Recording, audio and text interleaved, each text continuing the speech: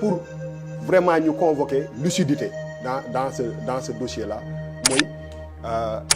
su fekkee ni benn xale bu am 20 ans am na fitu xool ko ku mel ni Ousmane Sonko mu jiiñ ko li mu ko jiiñ te du dëgg ñun dañu war a porter plainte Adji Sarr xam nga lu tax parce que fii àddina toll ak fii réew mi toll pàcc bi mu jël ci suñu quotidien depuis affaire bi am ba léegi jéggi na dayo alors que fu mu nekk nii peut-être que ñi ngi dund les pires moments de si en tout cas en termes de avenir bu xaw a lëndëm ñun ñëpp ñu ngi koy dund mu mel ni loolu ça dañ ko relégué au dernier plan donc je pense que benn moment ñun en tant que Sénégalais on mérite quand même d'être édifié quel que soit issue wu affaire bi parce que la question qu'on doit se poser mooy affaire bi est-ce que mën na arrêter est-ce que dossier bi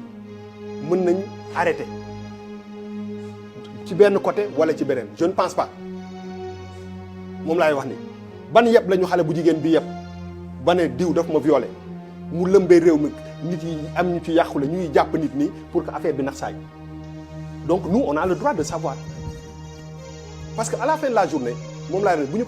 commencé convoquer loi yi dama koy bàyyi professionnel yi doo nekk vice-président assemblée nationale nekk lii vraiment nekk Bamba ngeen nekk ci ay ñu xarañ ñu nekk fii di xëccoo yéen ay procédure rek ay affaire boo ci duggee rek da ngay daan da ngay convoquer rek li nga xam ne mooy logique est-ce que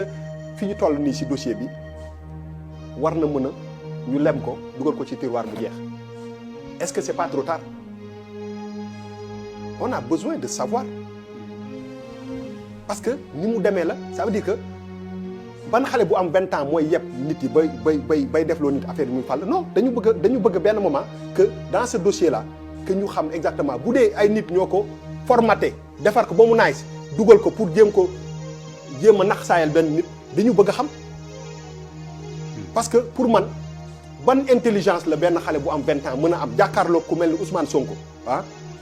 di ko tegal ay mots parce que à la fin de la journée c'est 2 personnes ñoom ñooy taxaw di waxante ak avocat yi il faut benn moment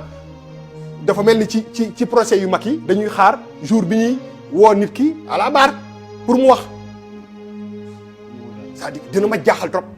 donc à la fin de la journée est-ce que li ñuy wax nii yëpp guddal jël la mais est-ce que affaire bi mënati na arrêter parce que tey jii nii kan moo mën a jóg ne procédure bi femme bi retiré na plainte am est-ce que mën na nekk. même bu ko retiré waaw moom laay wax donc est-ce que nekkuñu di attardé wu